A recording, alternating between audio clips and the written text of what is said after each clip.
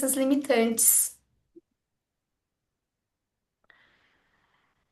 E aqui é importante mencionar que as crenças limitantes, sob o ponto de vista da ancestralidade e interligadas ao nosso espírito, as crenças limitantes, elas definem quem nós somos.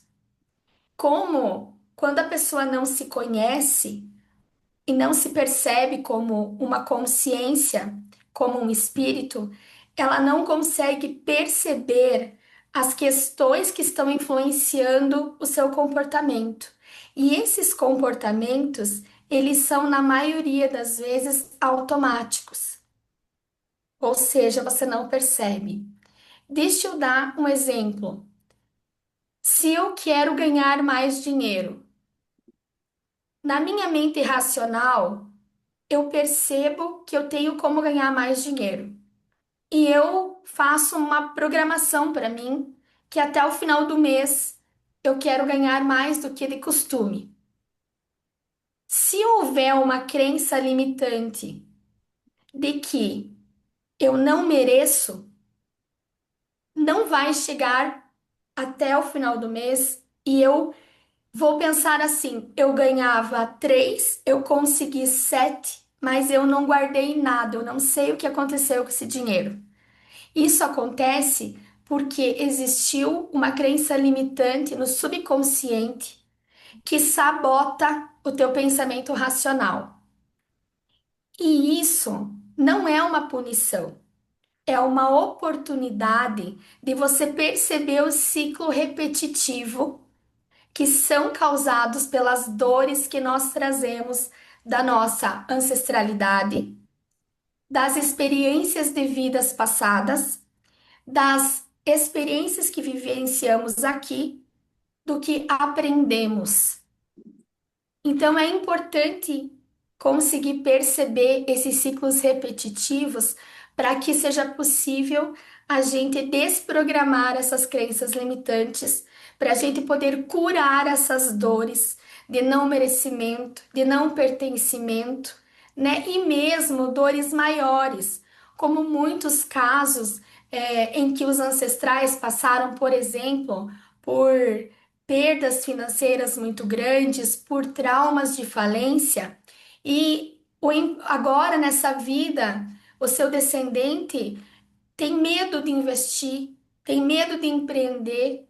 E muitas vezes ele chega para mim, para nós, e olha, eu tenho tudo, mas eu não consigo empreender do jeito certo. Porque parece que eu tenho um medo. Esse medo, quando a gente vai visualizar, trabalhar ele, a gente percebe onde foi a causa lá na ancestralidade, lá num trauma que ele vivenciou.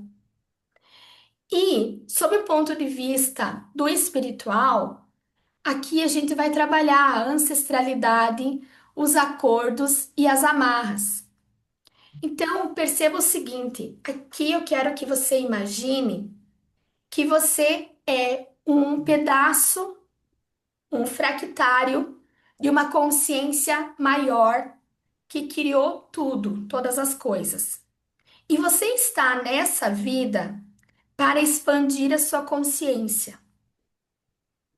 E eu vou embasar isso que eu vou falar para vocês também na ciência, que diz que tudo, mesmo os vegetais, estão num grau de evolução.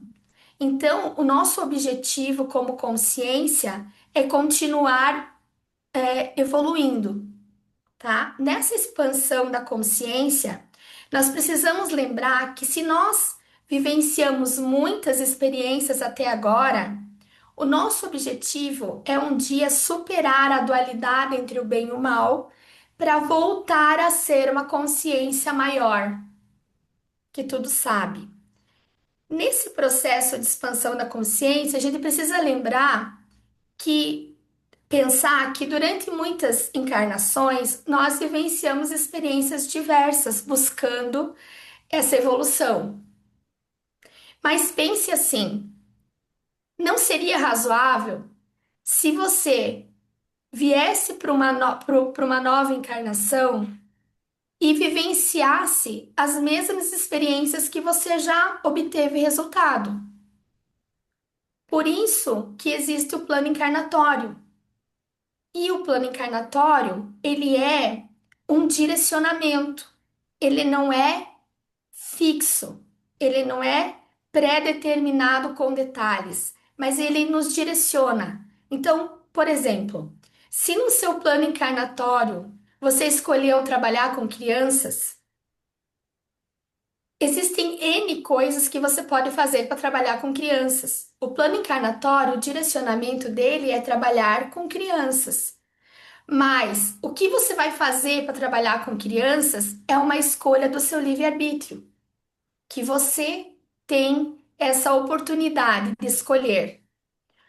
O que eu consegui comprovar é que se você passa a trabalhar nesse plano, ou seja, como nesse exemplo, trabalhar com crianças, o fluxo da prosperidade tende a ser aberto gradativamente para que você desenvolva as suas habilidades e tenha a expansão da consciência que você veio buscar. Lembrando que a finalidade seria você experienciar esse trabalho, desenvolvendo-se da melhor maneira para sempre buscar uma expansão, tá? Então, a nossa alma carrega memórias das vidas passadas, das linhagens familiares, dos contratos energéticos.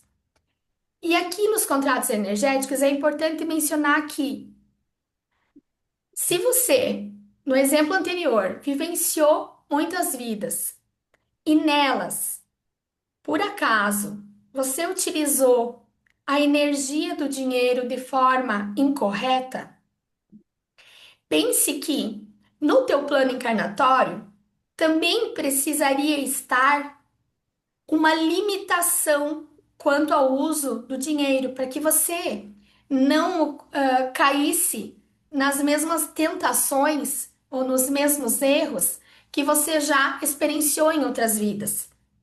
Então, por isso, a gente teria feito os acordos de viver na pobreza ou mesmo em situações de utilizar o dinheiro para o bem de terceiros, como doações, por exemplo, e não para si como todo, buscando aquele equilíbrio até que você tenha consciência de utilizar o dinheiro com sabedoria.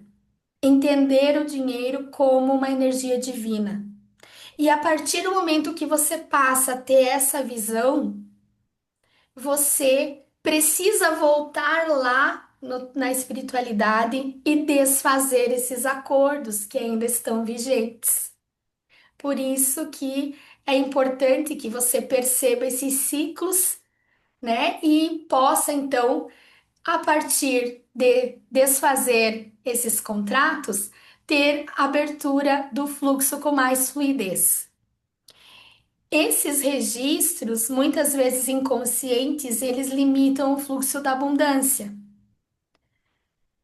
Então, é importante que a gente tenha esse cuidado de observar